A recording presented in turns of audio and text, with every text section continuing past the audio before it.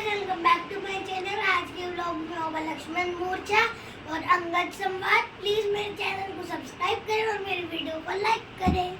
श्री श्री 1008 महाराजा धीराज लंकाधीश पर महाराजा रावण की सवारी दरबार में उपस्थित हो रही है।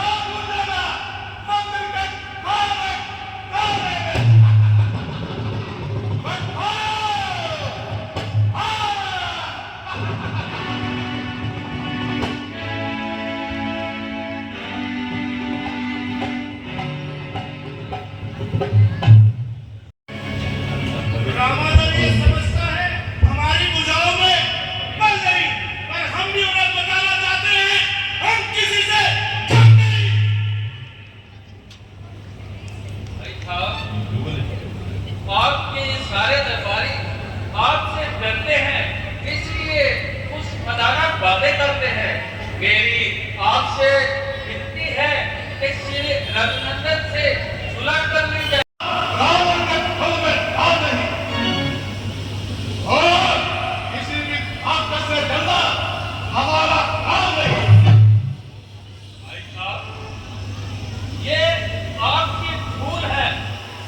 ना तो मैं गद्दार हूँ, ना ही राम का तरफदार हूँ, बल्कि मैं तो आपके खून पसीने के बदले अपना खून बहाने को तैयार हूँ।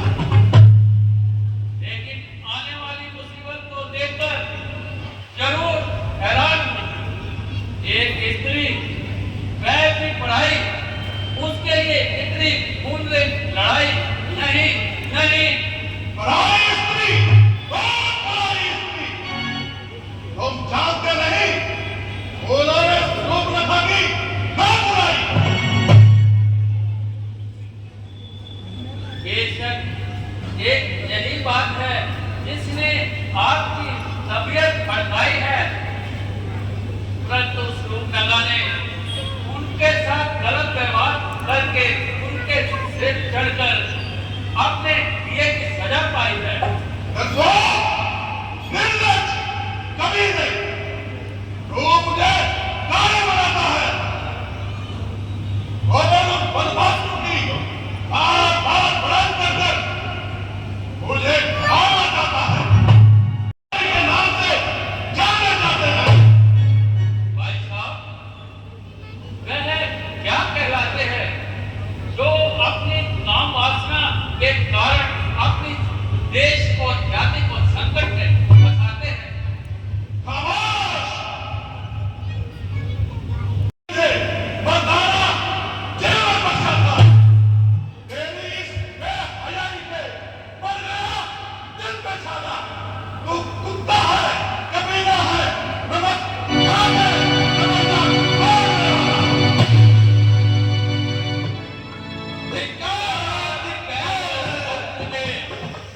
मक्कार कह दो तुम मुझे, गद्दार तो क्या, एक बात क्या, दो बात कह दो तुम मुझे। दरबार से परिवार से मैं जा रहा, मिट्टी उठा के देश की सुगंध मैं उठा रहा। गद्दार के नाम से बदनाम तो हो जाऊंगा, लेकिन बचा के राक्षसों के राज को मैं दिखाऊंगा।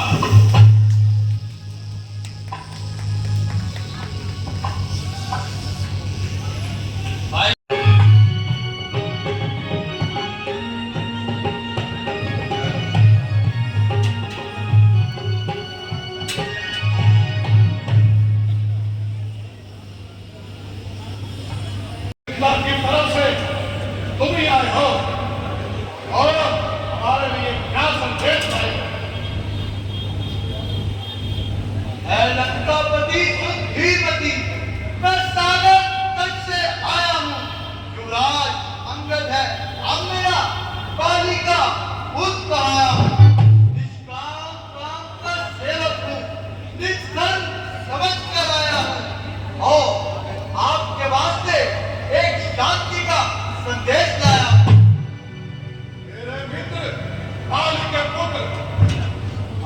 उस वक्त हो मैंने बड़ी देर बाद तुम्हारी शक्ल पहचानी, मगर मुझे इस बात की सख्त हैरानी कि तुमने ये जलील पेशा अख्तियार करने की क्यों कर ठानी।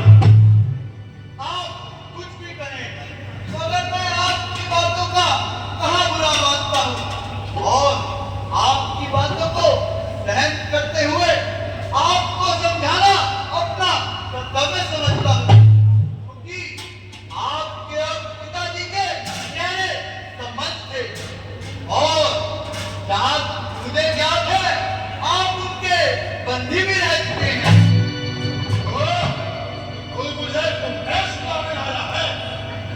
मेरे पास इतना समय नहीं जो मैं तेरे लंबे चौड़े भाषण सुन सकूं। जो कुछ कहना है साथ साथ बोलो, वरना अपनी कार लो।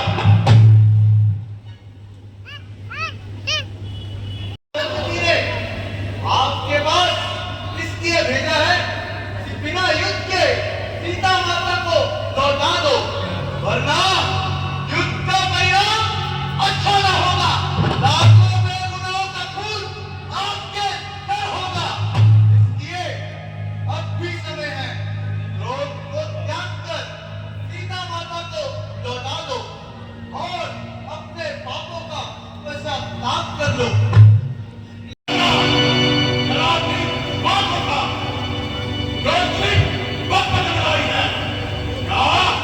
मुझे तेरी बात खींच लाई है। अरे ओ वगैरह तेरे जैसे कपूतों का तो जिंदों में शुमार है जो अपने बाप का बदला लेना दरकिनार उसी का खिदमत दार बन बैठा। शरम स्कूल में बेअदब तेरे जैसा लाल हो, बाप के कातिल का अफसोस जो दलाल हो। स्त्री के वास्ते भाई की जिसने जान दी, बेहया बेशरम तूने उसकी सेक्टाई कर दी। ओ बेईमानी रावण, इसमें तेरा दोष नहीं, बल्कि ईश्वर को तेरा जिंदा रखना मंजूर नहीं। दूसरी के काल चक्र ने तेरी अकल पर पर्दा डाल दिया है और सोच विचार की शक्ति को समाप्त कर दिया है मेरा यहाँ आना ही बेफायदा हुआ। वक्त है अब भी समझ कि मौत का कहना हुआ। तेरी बातों से ही तेरा विनाश बेकायदा हुआ। क्या विभीषण आपके कुल में नहीं पैदा हुआ? तूने अपनी शान पर बेहया बेशरम तूने तेरी झूठी शान पर रब से भी भागे जिनके तुम पैदा हुआ, बल्कि शत्रु का सहाय अपने पिता को खा गया, पिता को खा गया, मगर तेरे खाने में इसलिए संकोच है क्योंकि तू पिताजी की प्रसिद्धि का कारण है। यदि ऐसा न होता तो तक तो तेरे पलट कर राज कर देता, अभी राज कर सर राज के चरणों में धर देता। तू भी अच्छा है और अभी अच्छा है, इसलिए तेरे सामने राम से बढ़कर कोई और शक्ति नहीं। परंतु याद रखना, सारे संसार में अंगद जैसा कपूत नहीं, मगर मैं रावण हो रावण। जमीनों में कदम पे कदम मेरे जमाने से मिल जाते हैं, बस की जरा उंगली दिखा दीजिए। जाते हैं रावण देख जरा आंखें दिखाने से हुआ है कानवी में भी अब लंका में।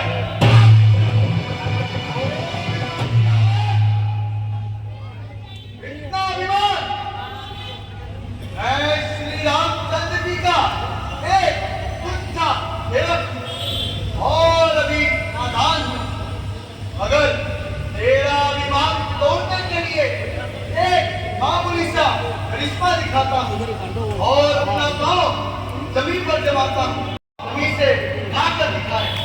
हमारी जीत और हार का आ गए तो सीता माता को आदर से लौटा देना, और यदि मैं आ गया तो हम वापस लौट जाएंगे। मंजूर है? सोच ले बच्चे, अच्छी तरह सोच ले। हाँ हाँ, सोच लिया, अच्छी तरह सोच लिया। चलो योद्धाओ, अब मुझे सोच ले जाओ।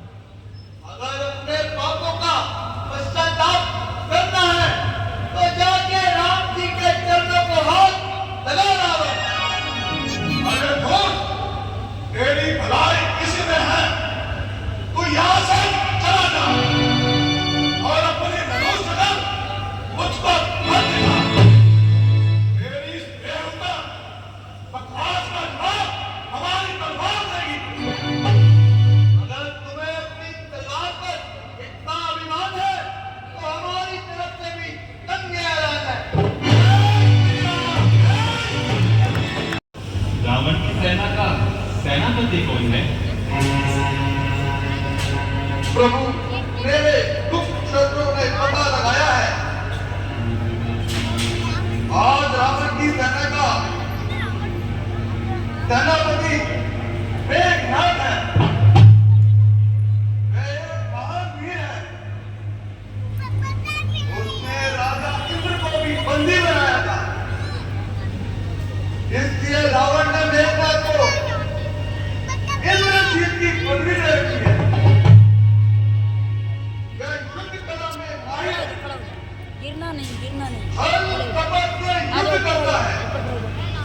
खड़े तो आज मैं आराम से। के लिए जाऊंगा गुड और मेघनाद से कस के पकड़ो उसकी चालाकियों का वजह दिखाऊंगा। दिख रहा है भ्राता जी, छोड़ना आप नहीं विश्राम थोड़ा कीजिए। ध्यान रखना है इसका गिरने का। मेघनाद के साथ यहाँ से हटिए युद्ध करने के लिए मुझे आज्ञा दीजिए। तुम्हें सुनाई दे रहा प्रिय लक्ष्मण, मेघनाद बड़ा छली और कपटी है। अरे इंसानों में आते तो सही युद्ध करने की सभी कलाओं को जानता है। इस वक्त तुम्हारा जाना ठीक नहीं। भैया, जब आपका आशीर्वाद मेरे साथ है तो युद्ध एक साधारण सी बात है। अच्छा तो जाओ।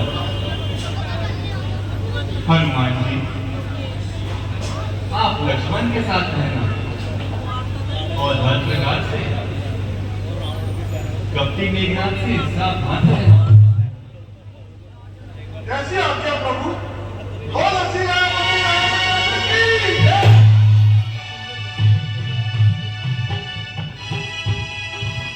युद्ध का समय तो हो चुका है,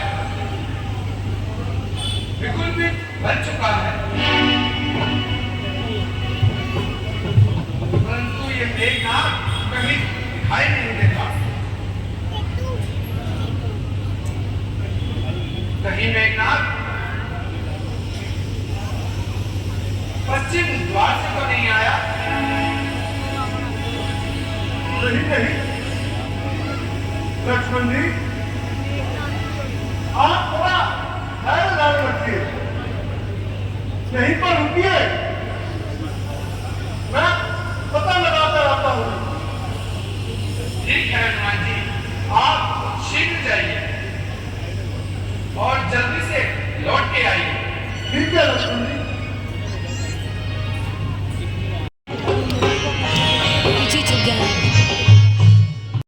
आज रघुवंश का गौरव निभाने आया हूं।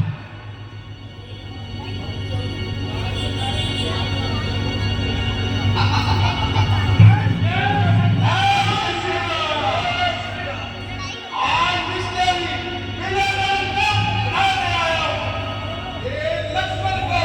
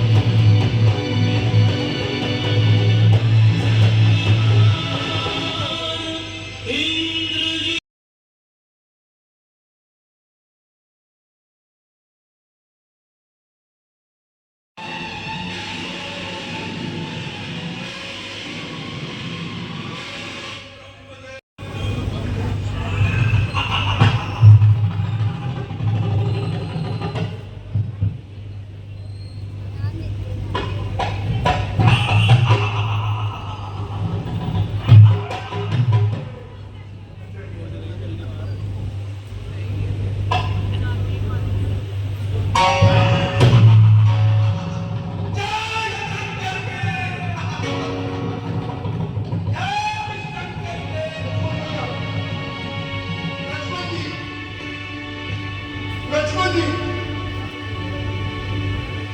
लक्ष्मण जी,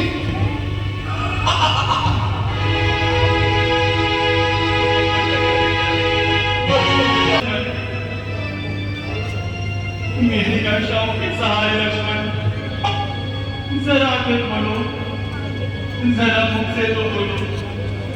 देखो देखो मेरी तरफ देखो, तेरा भाई किस तरह बेचैन हो रहा है।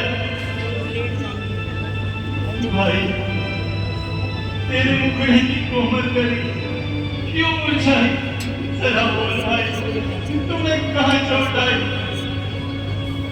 हाँ बोल के कौन बोल? बोल के अपनी मेघनाथ ने वीर खाती शक्ति कराई, इसलिए वीर लक्ष्मण को अभी तक होश न आई। लक्ष्मण, भाई लक्ष्मण, जरा जो बात हो ना, निराश राम को थोड़ी याद तो बना। उठो लक्ष्मण, एक बार मेरी तरफ तो देख, तेरा भाई इस तरह शमशम आंसू बहा रहा है और पेट पानी मछली की तरह तड़प रहा है। लक्ष्मण भाई, लक्ष्मण वनवास का मुझे हुआ था, तुमने वन में आने का कष्ट क्यों किया।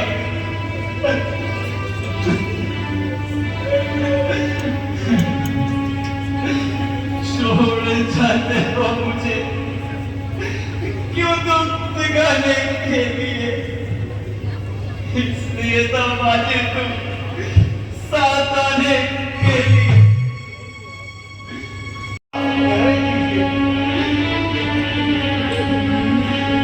अंकल जी, सुखदेव जी, मेरी जान लेके मेरे वीर नूं जगा देओ, मेरी जान लेके इनू मार पीती नाल सीने नाल लाए। प्रभु, मुझे याद आया। हाँ प्रभु, लंका में एक सुषैण नामक वैद्य है, मुझे लगता है वही लक्ष्मण जी का सही से उपचार कर सकता है। हनुमान जी, जी प्रभु। इस समय कौन काम आएगा, आप शीघ्र जाइए और वैद्य जी को लेकर आइए।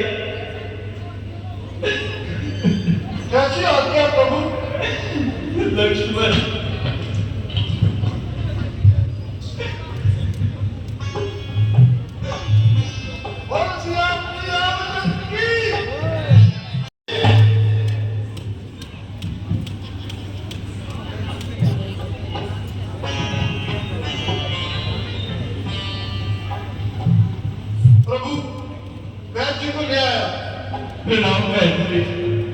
बहन जी, देखिए मेरे भाई को क्या हुआ।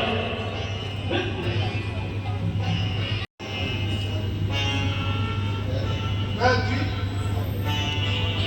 आप इस समय रामादर में हैं और मैं ही आपको लेकर आया हूँ। सुखेल जी, मेरा भाई देखो कब से आंखें भी नहीं खोल रहा। जरा इसका कोई उपचार कीजिए। जगत के पालक, आपको कौन नहीं जानता। आज मैं धन्य हो गया।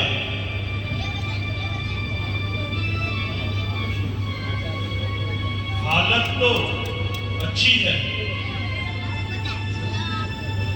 परंतु अफसोस मेरे पास इस समय संजीवनी बूटी नहीं। तो कहाँ मिलेगी मैं बताइए। बहन जी, आप मुझे बताइए, संजीवनी बूटी कहाँ मिलेगी और उसकी पहचान बताइए। हनुमान जी, मुझे संजीवनी बूटी गतमादन पर्वत पर मिलती है। यदि सूर्योदय होने से पहले वह बूटी मिल जाए तो लक्ष्मण जी अच्छे हो सकते हैं, परंतु बहन जी, उस बूटी की कुछ पहचान बताइए। वह रात के समय दीपक की तरह चमकती है, बस यही उसकी पहचान है। प्रभु, आप मुझे आज्ञा दीजिए, मैं अभी संजीवनी बूटी लेकर आता हूँ और सूर्योदय होने से पहले अवश्य आऊंगा। प्रभु,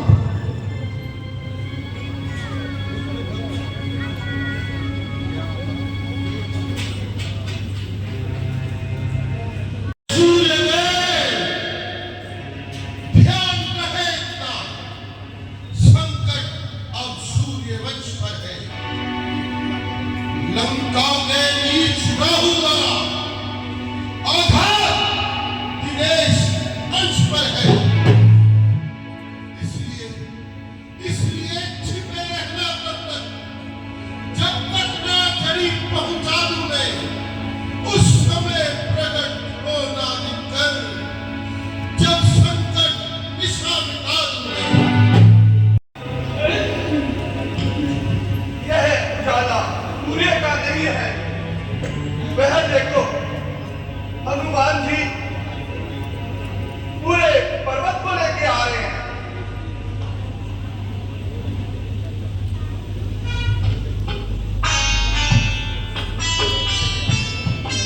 बोल रसिया मुनि रामचंद्र की।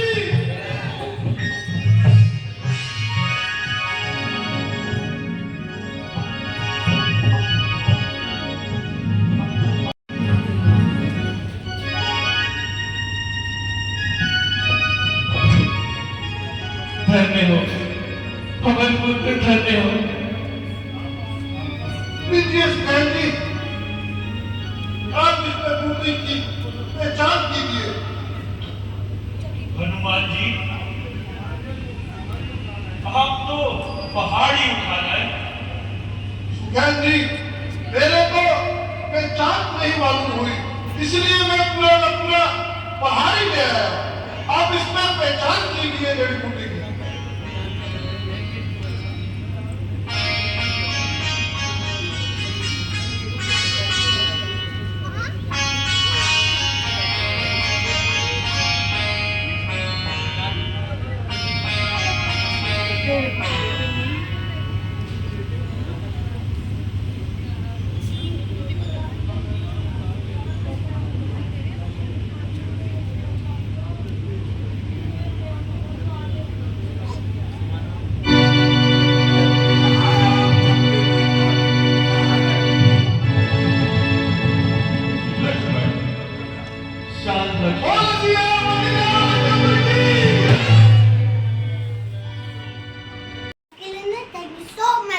Watching, bye.